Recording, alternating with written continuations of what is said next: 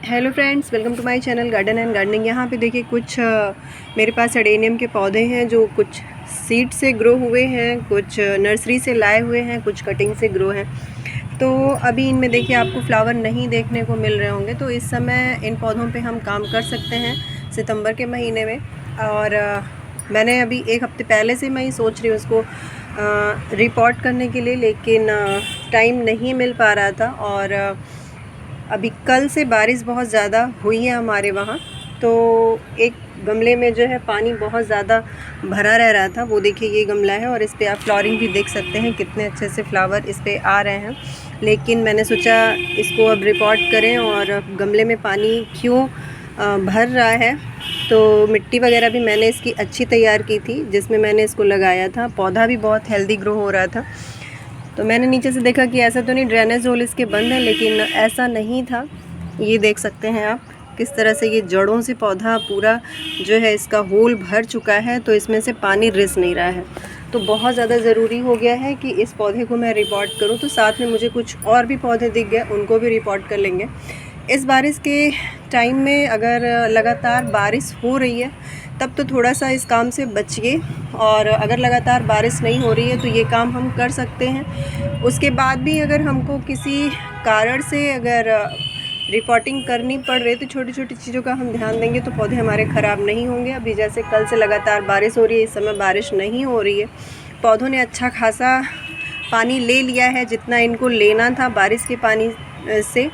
तो अब जब मैं इनको रिपोर्ट करूँगी तो क्या क्या चीज़ें ध्यान में रखनी, कौन कौन सी बातें, वो आगे शेयर करूँगी।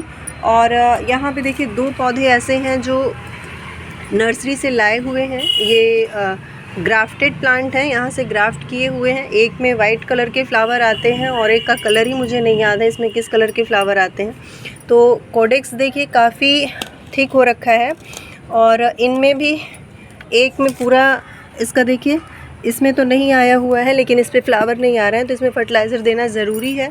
लेकिन पॉट साइज़ इतना छोटा है कि किसी तरह से इसमें हम फर्टिलाइज़र नहीं दे सकते, तो इसे रिपोर्ट करना ज़्यादा ज़रूरी हो रखा है। और इसका भी देख सकते हैं, इसमें भी कुछ इस तरह से जड़ें बाहर आ गई हैं, तो इसको भी रिपोर्ट में कर दूँगी। तो रिपोर्ट करने के लिए क्या क्या मैंने मिट्टी में लिया है वो दिखा दूँ। बहुत ज़्यादा देखिए मिट्टी में कुछ स्पेशल नहीं बनाती हूँ, किसी भी प्लांट का जो मुझे आसानी से मिल जाता है उसी का यूज़ करती हूँ। ऐसा नहीं कि कोई एक मीडिया तैयार करने के लिए जगह जगह मैं जाऊँ और सर्च करूँ, जो मेरे पास आसानी से मिल जाता है वही मिलाती हूँ। अडेनियम के प्लांट को क्या चाहिए, रेतीली मिट्टी चाहिए जिसमें पानी बिल्कुल भी ना रुके, और जब हम पानी दें तो अच्छा खासा पानी अडेनियम ले ले, पानी उसमें रुका ना रहे, ठहरा ना रहे, इससे इसके जो है जड़ें गलने लगती हैं। तो इसके लिए सबसे ज़्यादा ज़रूरी होता है उसमें रेत मिलाना। रेत हमको आसानी से मिल जाता है, हमारे आसपास रेत मिल जाती है। गार्डन की मिट्टी, बहुत लोग मिट्टी का यूज़ नहीं करते, लेकिन मैं थोड़ा बहुत मिट्टी ज़रूर मिलाती हूँ। और जो मिट्टी है इसमें, गार्डन की मिट्टी पहले जो गार्डन की मिट्टी है उसमें थोड़े से छोटे छोटे गमले के टुकड़े वगैरह मिले हुए थे, क्योंकि अडेनियम के लिए और कुछ बोनसाई के लिए मैं मिट्टी तैयार करके थोड़ा सा मैंने रखा था, तो थोड़ी सी वो मिट्टी है। थोड़ा सा यहाँ पे मैंने बजरी लिया है, बड़े टुकड़े रेत के। और ये मुझे रेत कम लग रहा था मिट्टी जितनी थी उसके हिसाब से, और थोड़ा सा ये रेत में कुछ कटिंग लगी हुई थी गुलदाउदी की, तो उसको निकाल के मैंने खाली किया है। तो इसमें थोड़ा सा राइस हस्क है और रेत है। बाकी यहाँ पे देखिए वर्मी कंपोस्ट है ये, और नीम की खली, और ये कोयला है, लकड़ी वाला वुड चारकोल है, तो इसको मिला लेंगे हम। बहुत नाप तोल के मैंने नहीं लिया है मिट्टी, आप अंदाज़ा लगा सकते हैं कितनी मात्रा है। अगर रेशियो बताना हो तो लगभग 30% के लगभग गार्डन की मिट्टी है, जिसमें थोड़ी बहुत रेत पहले से मिली हुई है, और बाकी 50% ये दोनों मिला के बजरी और रेत बारीक वाला ये है, और बाकी 20% में वर्मी कंपोस्ट है, ये वुड चारकोल है, और नीम की खली है। इसमें थोड़ा सा फंजीसाइड भी मैं मिलाऊंगी, और आप अगर डीएपी मिलाना चाहते हैं तो डीएपी के कुछ दाने इसमें यूज़ कर सकते हैं, लेकिन अभी मैं डीएपी इसमें नहीं डालूंगी। इतना करने के बाद भी अगर इन पौधों पे फ्लावर नहीं आते हैं तब मैं केमिकल की तरफ जाऊंगी। अभी इसी में मैं इनको रिपोर्ट करूंगी। और इन पौधों को किस गमले में लगाएं, तो सबसे अच्छा गमला हर एक प्लांट के लिए मिट्टी का होता है, लेकिन छतों पे जब हम इस तरह से गार्डनिंग करते हैं तो थोड़ा सा भारी चीज़ों से बचते हैं, इस वजह से प्लास्टिक का यूज़ ज़्यादा आजकल होने लगा है। लेकिन मैं अडेनियम के प्लांट को प्लास्टिक के पॉट में लगाने से बचती हूँ। किस साइज़ का पॉट आप सेलेक्ट कर सकते हैं पौधे के हिसाब से। अभी देखिए, जैसे इसका कॉडेक्स जो है बहुत बड़ा हो रखा है, तो इस गमले में मैं लगाऊंगी। और ये गमले का साइज़ लगभग 6 इंच का है और चौड़ाई इसकी ज़्यादा है। इसमें ये पौधा बहुत अच्छे से चलेगा। बहुत ज़्यादा गहरा पॉट भी नहीं लेना है कि जो है पानी अंदर ज़्यादा हो जाए, नमी ज़्यादा हो जाए, इस वजह से पौधा हमारा ख़राब हो जाए, तो ये भी काम नहीं करना है। और जो इस तरह के छोटे पौधे हैं, इनसे एक साइज़ बड़ा मैं गमला यूज़ करूँगी, जैसे कि ये वाले पॉट, इसमें इन पौधों को लगाऊंगी। तो इस तरह से आप अपने पौधों के साइज़ के हिसाब से गमले का सिलेक्शन कीजिए। और अभी अगर दोनों काम आपको करना है, प्रूनिंग करनी है और रिपोर्टिंग भी करनी है, तो सबसे पहले रिपोर्ट करिए पौधे को। प्रूनिंग का काम बाद में करिए। और दोनों चीज़ें करनी हैं। तो बारिश अगर आपके वहाँ सितंबर मंथ में बंद हो जा रही है, अगर आपके वहाँ बारिश नहीं हो रही है, तो शुरुआत में ही कर लीजिए, नहीं तो फ्लावरिंग के लिए हम लेट हो जाएंगे, प्रूनिंग अगर बहुत ज़्यादा बाद में करेंगे। तो इस वजह से पहले रिपोर्ट कर लीजिए टाइम रहते, और उसके 1 हफ्ते 10 दिन बाद प्रूनिंग करिए। जब देखिए कि आपका पौधा सेट हो चुका है, तब प्रूनिंग करिए। अगर हम प्रूनिंग का काम पहले कर देते हैं और उसके बाद फिर रिपोर्टिंग करते हैं, तो जो भी नए सूट्स आए रहते हैं, हो सकता है कि वो सूख जाएं या कलियां उनकी ब्रांचेस सूख जाएं रिपोर्टिंग के बाद। और अगर रिपोर्ट हम पहले कर लेते हैं, बाद में प्रूनिंग करते हैं, तो इस तरह की कोई भी प्रॉब्लम हमको फेस नहीं करनी पड़ती है।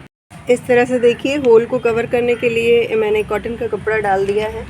और नीचे आप इस तरह से और भी गमले के टुकड़े वगैरह डाल सकते हैं, मोटी रेत डाल सकते हैं, जिससे कभी भी पानी वाली समस्या इसमें ना हो। तो आप अगर चाहें तो एक लेयर डाल दें, लेकिन मैं नहीं डालूँगी, क्योंकि है भी नहीं अभी इधर, और मिट्टी भी बहुत ज़्यादा मेरी पोरस है, तो पानी रुकने की समस्या इसमें बिल्कुल भी नहीं होने वाली है। फर्टिलाइज़र इसमें देखिए बताना मैं भूल गई हूँ, आप इसमें फास्फोरस के लिए बोन मील का यूज़ कर सकते हैं, बहुत अच्छा सोर्स होता है और अडेनियम की प्लांट पे बहुत अच्छा काम करता है। कलियाँ वगैरह अगर गिर जाती हैं तो वो भी समस्या दूर हो जाती है, कलियाँ ज़्यादा बनाती हैं और रूट्स जो इसकी जड़ें होती हैं काफ़ी मजबूत बनती हैं। लेकिन मैं बोन मील नहीं मिला पाती हूँ, मुझे अच्छा नहीं लगता है, तो उसकी जगह आप रॉक फॉस्फेट का यूज कर सकते हैं। तो मेरे पास अभी इस समय ख़त्म हो गया है, तो रॉक फॉस्फेट मैं ऊपर से इन पौधों में डालूँगी। जब पौधे थोड़े से 2-4 दिन के लिए रख दूँगी, मैं रिपोर्ट करने के बाद सेट हो जाएंगे, उसके बाद मैं जब भी जाऊँगी मार्केट लेके आऊँगी, तो हर एक गमले में 1-1, 2-2 चम्मच में रॉक फॉस्फेट डालूँगी। क्योंकि बोन मील तो अच्छा सोर्स है, बहुत अच्छा सोर्स है, ऑर्गेनिक भी है, लेकिन मैं उसका यूज़ करने से बचती हूँ, क्योंकि मुझे अच्छा नहीं लगता है। और इस मिट्टी को अच्छी तरीके से मिला लेना है। मिलाने के बाद हम अपने पौधे को रिपोर्ट करेंगे। और एक चीज़ का ध्यान रखिए, हो सके अगर आपने अच्छी मिट्टी में लगाया है तो रूट बॉल बिल्कुल ना छेड़िए, ऐसे ही इन पौधों को इस बारिश में शिफ्ट कर दीजिए। तो अभी मैं किसी भी तरीके से फंजीसाइड वगैरह में इसको डिप नहीं करूँगी, जैसे मेरे पौधे हैं वैसे ही उठा के दूसरे पॉट में मैं शिफ्ट करूँगी। इस तरह से देखिए, मिट्टी मैंने अच्छी तरीके से मिला लिया है। अब एक लेयर इसमें मिट्टी डालूँगी, बहुत ज़्यादा मिट्टी नहीं डालेंगे, इस तरह से। और मुझे लगता है मेरे जितने भी पौधे हैं, इन पौधों के लिए मिट्टी कम पड़ेगी, क्योंकि रेत मेरे पास अभी बहुत ज़्यादा छत पे नहीं है, नीचे रखा है, लाना पड़ेगा, और रेत बहुत ज़्यादा भारी हो जाता है। तो देखते हैं, पौधे पहले निकाल लूँ मैं नहीं चाह रही थी कि इसको किसी तरीके से मुझे जड़ों को छेड़छाड़ करनी पड़े, लेकिन ये बुरी तरीके से फंस चुका है, निकल ही नहीं रहा है। और इसमें बहुत अच्छे फ्लावर आए हुए हैं। अब देखिए, ये निकल नहीं पा रहा है, और पॉट भी मैं नहीं तोड़ना चाह रही हूँ। तो देखती हूँ, नीचे से थोड़ा सा रूट कट करूँगी, उसके बाद मैं फिर निकालूँगी। ये देखिए, पूरा ये जो है छिल गया है, ऊपर का जो है इसका कवर हट चुका है। तो इस वजह से इसको अच्छी तरीके से आप फंगीसाइड लगा दीजिए और फिर रिपोर्ट करिए। अभी पूरी तरीके से मैं इसको देखिए जैसे है वैसे ही रख दूँगी, बस ऊपर से इस तरह से देखिए छिड़क देना है। और जब पानी देंगे तब भी हम कुछ इसी तरह का काम करेंगे। पूरा तो ये खुल ही गया है। अब किसी भी तरह का देखिए इसकी मैं जड़ों को नहीं कट कर रही हूँ, सिर्फ ऐसे रखना है। और एक चीज़ का ध्यान रखिए, अडेनियम अपने कोडेक्स के लिए ही खूबसूरत माना जाता है। इसी की खूबसूरती की वजह से हम लोग लगाना इसको पसंद करते हैं। ये पौधा मेरा कटिंग से तैयार है, फिर भी आप इसका कोडेक्स देख सकते हैं, एक शेप ले रहा है अपने आप ही।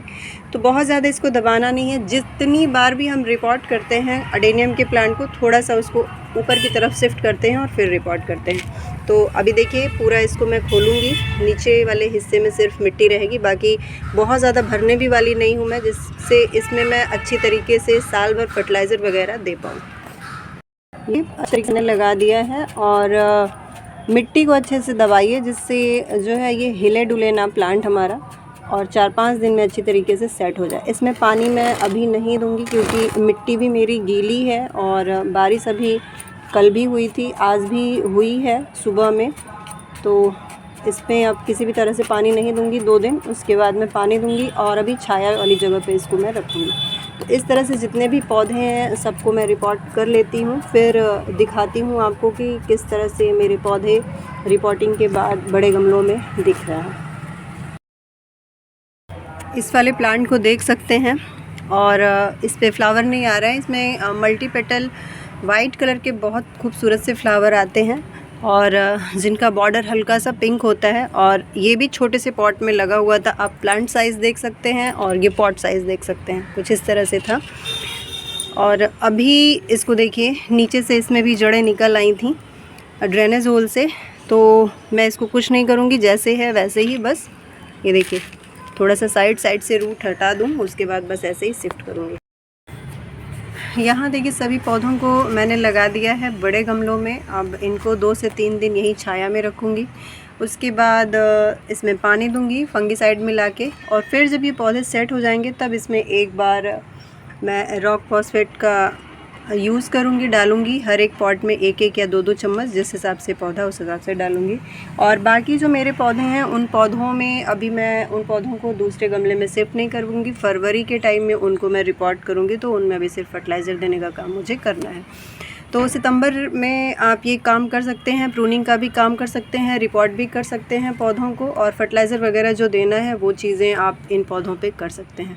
तो बस ये वीडियो अगर आप लोगों को अच्छी लगी हो, अडेनियम के प्लांट ये अच्छे लगे हों, ये जानकारी अच्छी लगी हो, तो प्लीज़ वीडियो को लाइक करिए, शेयर करिए।